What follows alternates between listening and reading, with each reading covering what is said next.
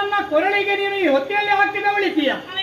ಅರೆ ಕ್ಷಣದಲ್ಲೇ ನಿನ್ನನ್ನು ಈ ಹೊತ್ತಿನಲ್ಲಿ ಮನ ತುಂಬಿ ಸಂತೋಷಗೊಂಡು ಏರಿಸಿದ್ದೇನೆ. ಆದ್ರೆ ಹರಿಯಾದಂತ ನನ್ನನ್ನು ಒಲಿಸ್ತಾ ಇದ್ದಿ. ಈ ಸಂದರ್ಭದಲ್ಲಿ ಸತ್ಯಾದಂತಾಗಿ ಬಂದಂತ ನಿನ್ನ ಮನದ ಅಪೇಕ್ಷೆ ಏನು ಅದನ್ನು ಕೇಳಿ ಅದೇ ರೀತಿಯಲ್ಲಿ ನೆರವೇರಿಸಬೇಕೆನ್ನುವಂತ ಆಸೆ ಆಗ್ತಾ ಇದೆ. ನಿನ್ನ ಮನದಲ್ಲಿ ಏನಾದ್ರೂ ಅಪೇಕ್ಷೆ ಇದ್ರೆ ಕೇಳಿಕೋ, ಖಂಡಿತವಾಗ್ಲೂ ನೆರವೇರಿಸಿಕೊಡ್ತೇನೆ. ಆಂತರಿಕವಾಗಿ ಅಂತರ್ಗತವಾಗಿ ಚೆನ್ನಾಗಿ ಅರ್ಥವಿಸಿಕೊಂಡು ನಿಮ್ಮ ಹೃದಯ ಸಾಮ್ರಾಜ್ಯದಲ್ಲಿ ಸಾಮ್ರಾಜ್ಞಿಯಾಗಿ ಮೆರೆಯಬೇಕೆಂತ ಮಹಾದಾಸೆ. ಆದ್ದರಿಂದ ಒಂದೇ ಒಂದು ಬೇಡಿಕೆ, ನಿಮ್ಮ ಹೃದಯದಲ್ಲಿ ನನಗೆ ಸ್ಥಿರವಾಗಿರುವಂತೆ ಒಂದು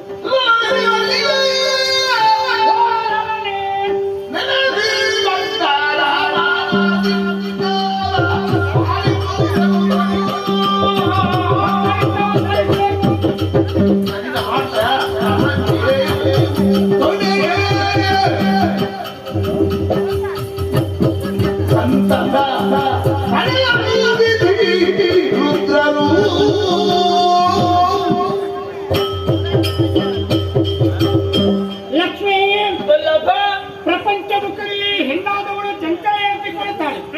ಯಾವುದೇ ವಿಚಾರಕ್ಕೂ ಯಾವುದಾದ್ರೂ ವಿಷಯಕ್ಕಾದರೂ ಕೂಡ ಆಕೆಯಲ್ಲಿ ಚಂಚಲವನ್ನು ಹುಟ್ಟಿಕೊಂಡಿರುತ್ತಾಳೆ. ಜೀವನದಲ್ಲಿ ಬಹಳಷ್ಟು ನೋವುಣ್ಣದಕ್ಕೆ ಸಾಧ್ಯ ಉಂಟು. ಹಾಗಾದ್ರೆ ಹರಿಯ ವಕ್ಷಸ್ಥಳದಲ್ಲಿ ನಾನು ನೆಲೆಯಾದೆ ಅಂತ ಹೇಳಿಯಾವೆ ಆ ರೀತಿ ಚಂಚಲ ಬರುವುದವರು ಅನ್ಯ ಬರುವುದಕ್ಕೆ ಸಾಧ್ಯವಿಲ್ಲ. ಹಾಗಾಗಿ ಹರಿಯಾದಂತ ನೀವು ನಿಮ್ಮ ವಕ್ಷಸ್ಥಳದಲ್ಲಿ ನೆಲೆಯಾಗಿಸಬೇಕು ಅನ್ನುವಾಗಿ ಕೇಳಿಕೊಂಡವಳಿದ್ದೀಯ. ಮನಸ್ಸಿಗೆ ತುಂಬಾ ಸಂತೋಷ ಉಂಟಾಯಿತು. ನಿನ್ನ ಆಸೆಯಂತೆ ನಿನ್ನ ಕೇಳಿಕೆಯಂತೆ ನಿನ್ನನ್ನು ನನ್ನದಾದಂತ ಈ ವಕ್ಷಸ್ಥಳದಲ್ಲಿ ನಾನು ಸ್ಥಾಪನೆಗೊಳಿಸ್ತೇನೆ. ಅಷ್ಟು ಮಾತ್ರವಲ್ಲ, ಕೇವಲ ನನ್ನ ಈ ಹೃದಯದಲ್ಲಿ ನೀನು ಸ್ಥಾಪನಾಗುವುದು ಮಾತ್ರವಲ್ಲ, ಪ್ರಪಂಚ ಮುಖದಲ್ಲಿ ಎಲ್ಲರೂ ಕಾಯ್ತಾ ಇದ್ದಾರೆ. ಯಾಕೆ ಬೇಕಾಗಿ? ಎಲ್ಲರೂ ಒಂದೇ ಕಣ್ಣಿನಿಂದ ಒಂದೇ ಉಸಿರಿನಿಂದ ಲಕ್ಷ್ಮಿ ಯಾವಾಗ ಬರ್ತಾಳೆ, ಲಕ್ಷ್ಮಿ ಸ್ವಯಂವರವನ್ನು ನೋಡ್ಬೇಕು. ನಾವು ಕಾಯುತ್ತಿರುವಂತೆ ನಮ್ಮ ಕಣ್ಣುಗಳಿಂದ ನೋಡುತ್ತಾ ನಾವು ಪಾವನರಾಗಬೇಕು, ಪುನೀತರಾಗಬೇಕೆಂದು ಹಾಗೆ ಕಾಯ್ತಾ ಇದ್ದಾರೆ. ಲಕ್ಷ್ಮಿ ಈಗ ಬಂದಿದ್ದಾಳೆ, ಲಕ್ಷ್ಮಿಯ ಸ್ವಯಂವರ ನಡೆಸ್ತಾ ಇದ್ದಾರೆ.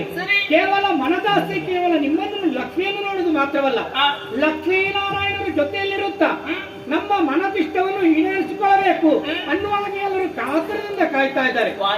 ಹೌದು, ಲಕ್ಷ್ಮಿ ನನ್ನಲ್ಲಿ ನೆಲೆಯಾಗಿದ್ದುಕೊಂಡು ಭಕ್ತರ ಮನದಿಷ್ಟವೇನಿದೆಯೋ ಅದೆಲ್ಲವನ್ನು ನೆರವೇರಿಸುತ್ತಾ ಸಂತೋಷದಿಂದ ಲೋಕಮುಖದಲ್ಲಿ ಲಕ್ಷ್ಮಿಯಾಗಿ ಕಾಣಿಸಿಕೊಳ್ತೀಯ. ನಿನಗೆ ಒಳಿತಾಗಲಿ ಲೋಕಮುಖದಲ್ಲಿ. ನಂಬಿದವರ ಕಷ್ಟವನ್ನು ದೂರವಾಗಿ ಮಾಡಿ ಅವರ ದೇವನಾಗಿ ದೇವಿಯಾಗಿ ಜಗತ್ತು ಪ್ರಸಿದ್ಧಿಯನ್ನು ಹೊಂದಬೇಕೆನ್ನುವಂತ ಆಸೆ. ಅದೇ ರೀತಿಯಲ್ಲಿ ನೀನೀಗ ಹರಿಯಾದಂತ ವರಿಸಿ